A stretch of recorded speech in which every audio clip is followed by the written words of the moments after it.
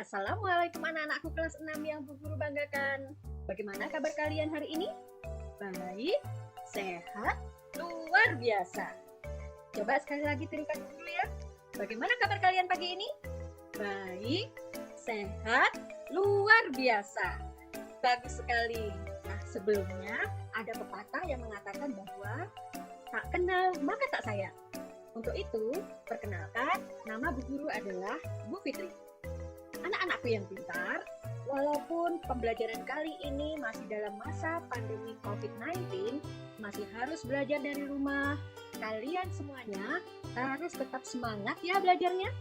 Keren. Nah, anak-anakku, hari ini kita akan belajar tema 1, selamatkan makhluk hidup. Subtema 1, tumbuhan sahabatku. Adapun kompetensi dasar yang harus dicapai adalah 3.1, membandingkan cara perkembangbiakan tumbuhan dan hewan.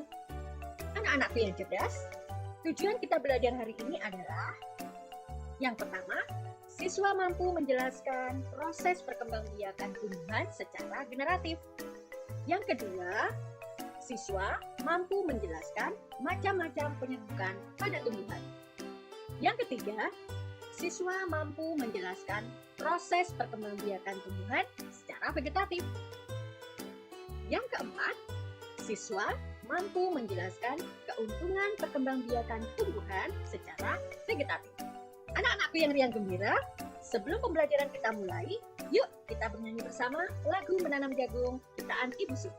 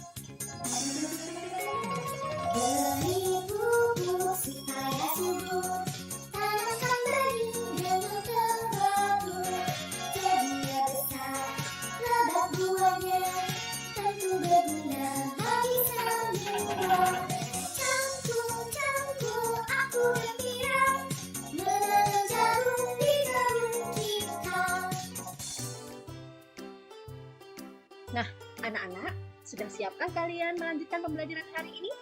Bagus. Materi yang akan kita bahas yang pertama yaitu tentang perkembangbiakan generatif pada tumbuhan. Anak-anakku yang cerdas dan berakhlak, salah satu ciri makhluk hidup adalah dapat berkembang biak. Berkembang biak berarti menghasilkan keturunan. Tumbuhan juga dapat berkembang biak anak-anak, salah satunya dengan cara generatif. Nah, tahukah kalian apa itu perkembangbiakan generatif? Bagus. Perkembangbiakan generatif adalah perkembangbiakan yang terjadi melalui peleburan sel kelamin jantan dan sel kelamin betina. Anak-anakku, tumbuhan memiliki alat perkembangbiakan berupa bunga. Pada bunga, umumnya terdapat benang sari dan putik. Sel kelamin jantan terdapat pada benang sari, dan sedangkan sel kelamin betina terdapat pada putik. Anak-anakku yang bikin sayangi, yuk kita mengenal bunga dengan mengetahui bagian-bagiannya. Bunga terdiri dari satu, mahkota bunga. Yang kedua adalah kepala sari. Yang ketiga, benang sari. Yang keempat, kepala putik. Kelima, tangkai putik. Keenam, bakal biji. Ketujuh adalah kelopak bunga. Kedelapan, dasar bunga. Yang terakhir adalah tangkai bunga. Anak-anak, bunga dibedakan menjadi bunga lengkap dan bunga tidak lengkap. Apa ya bunga lengkap? Nah, bunga lengkap adalah bunga yang memiliki kelopak yang berwarna hijau, kemudian memiliki mahkota dan memiliki putik serta memiliki benang sari. Itu adalah bunga lengkap. Sedangkan bunga tidak lengkap adalah bunga yang tidak memiliki satu atau beberapa bagian bunga tersebut. Contohnya adalah bunga Kamboja yang memiliki mahkota dan serbuk sari. Nah, anak-anak, bunga dibedakan berdasarkan alat perkembangbiakannya menjadi bunga sempurna dan bunga tidak sempurna. Bunga sempurna adalah bunga yang memiliki benang sari dan putik dalam satu bunga. Ingat ya anak-anak, putik dan benang sarinya ada pada satu bunga. Nah, sedangkan bunga tidak sempurna adalah bunga yang hanya memiliki benang sari atau putik saja dalam satu bunga. Contohnya pada bunga kelapa.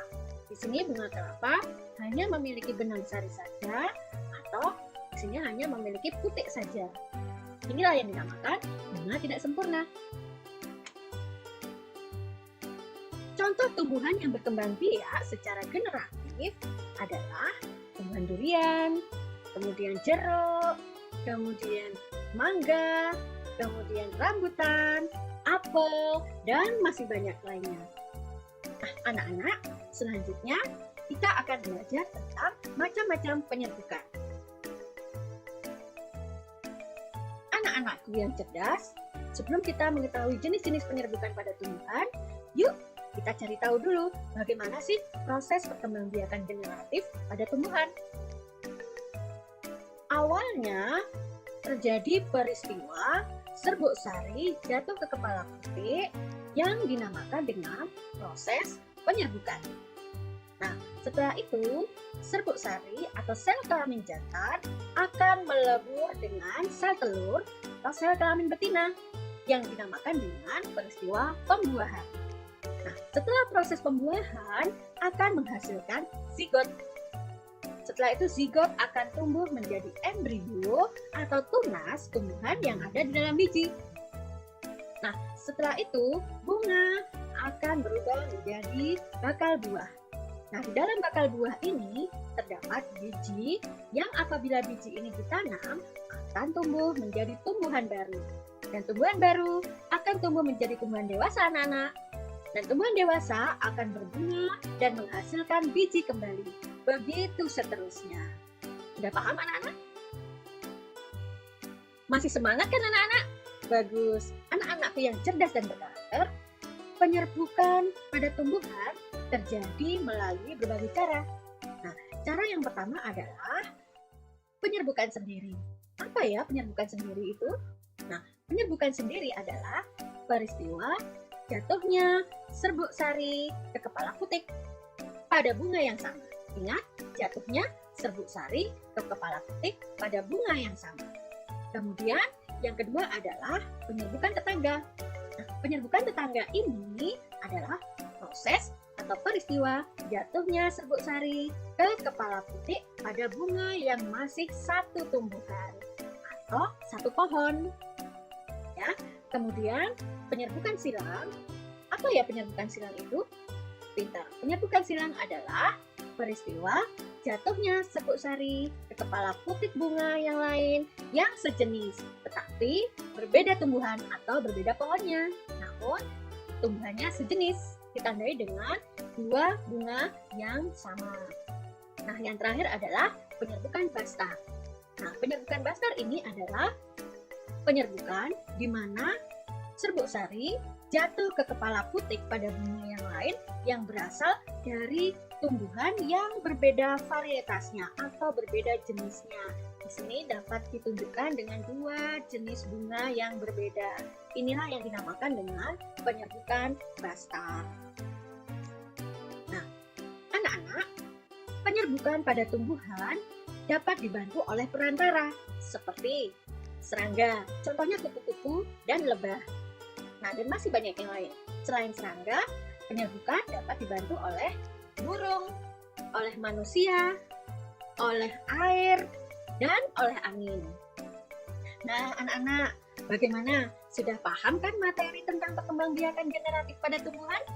Baik, selanjutnya kita akan belajar tentang perkembangbiakan vegetatif pada tumbuhan. Beberapa tumbuhan ada yang berkembang biak secara vegetatif.